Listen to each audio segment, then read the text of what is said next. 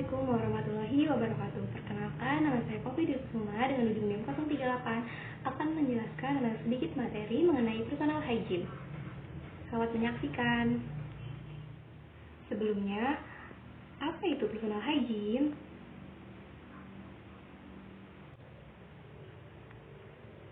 Pengertian personal hygiene. Personal hygiene sendiri merupakan suatu aktivitas untuk menjaga serta merawat tubuh agar tubuh selalu sehat dan bersih, serta mampu meningkatkan derajat kesehatan pada tubuh sehingga masalah kesehatan serta dampak negatif dari fisik maupun sosial dapat teratasi dengan baik. Lalu menurut Tarwoto, tahun 2004, personal hygiene adalah suatu tindakan untuk memelihara kebersihan dan kesehatan seseorang untuk kesejahteraan fisik dan psikis. Pemenuhan personal hygiene diperlukan untuk kenyamanan individu, keamanan, dan kesehatan. Kebutuhan personal hygiene ini diperlukan baik pada orang sehat maupun orang sakit. Personal hygiene bertujuan untuk peningkatan kesehatan, di mana kulit merupakan garis tubuh pertama dari pertahanan melawan infeksi.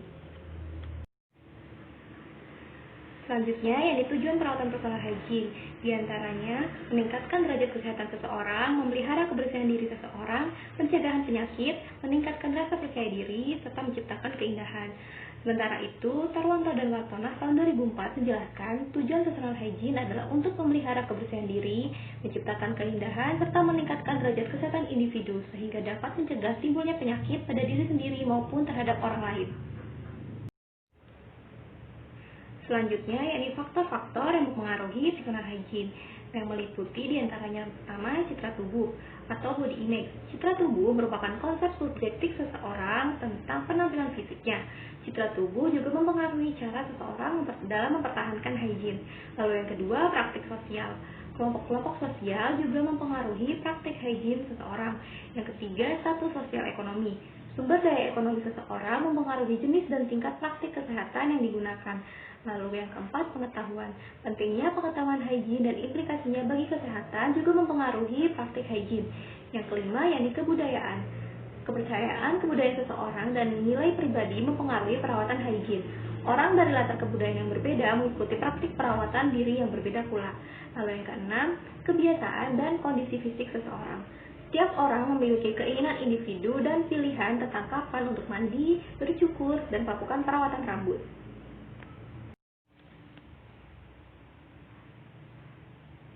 Selanjutnya, yakni macam-macam personal hygiene yang meliputi diantaranya hand hygiene, fecal hair application, oral hygiene, closet hygiene, dan juga body hygiene.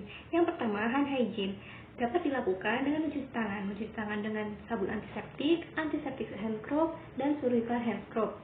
Lalu, dalam praktiknya, mencuci tangan dapat dilakukan sebelum dan sesudah makan dan setelah kamu mandi dengan menggunakan sabun. Lalu, yang kedua, yakni fecal hair application, yakni membersihkan rambut 2 kali sehari dengan shampoo, lalu mencukur bulu kemaluan secara rutin dalam rentang 40 hari. Lalu yang ketiga, oral hygiene. Oral hygiene yakni menjaga kesehatan mulut, gigi, gusi, dan bibir.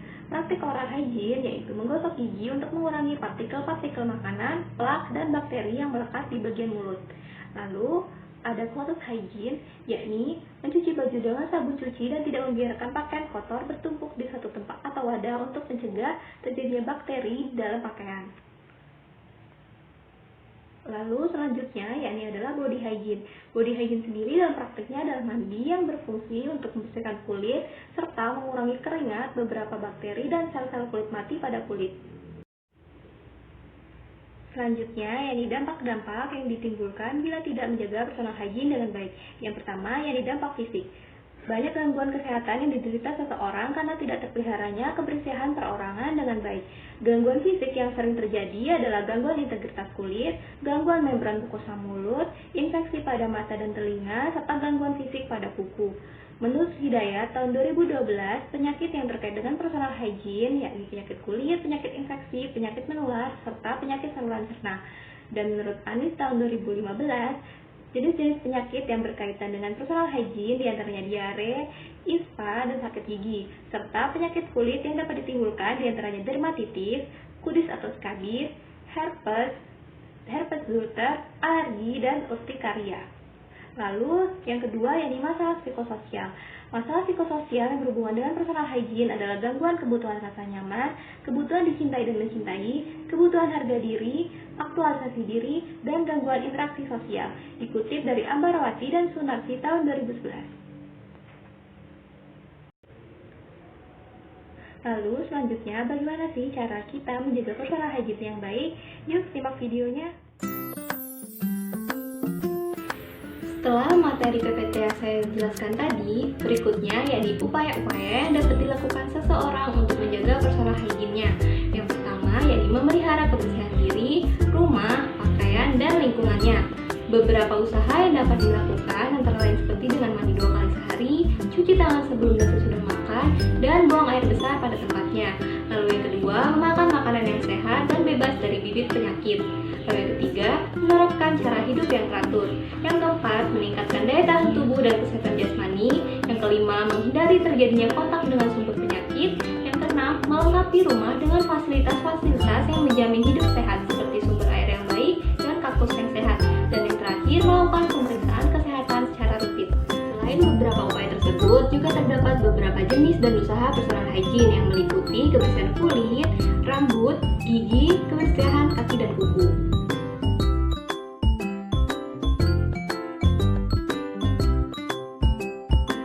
Yang pertama yakni kebersihan kulit.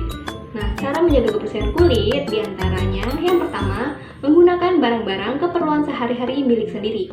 Yang kedua, mandi minimal 2 kali sehari. Yang ketiga, mandi memakai sabun. Yang keempat, menjaga kebersihan pakaian. Yang kelima, makan makanan yang bergizi, terutama sayur dan buah. Lalu yang terakhir, menjaga kebersihan lingkungan.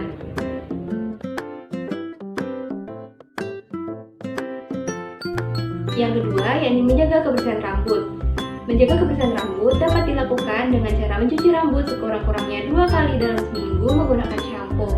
Hal ini bertujuan untuk mencegah terjadinya ketombe atau sel kulit mati pada kepala.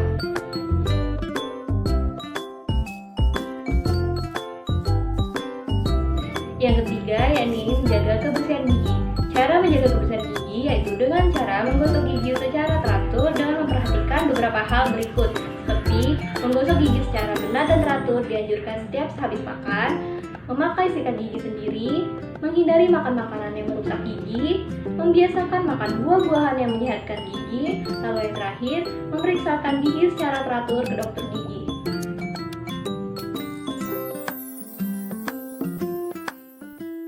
Selanjutnya, yakni menjaga kebersihan telinga. Menjaga kebersihan telinga dapat dilakukan dengan cara membersihkan telinga secara teratur menggunakan cotton bud dan tidak dianjurkan untuk membersihkan telinga menggunakan benda tajam.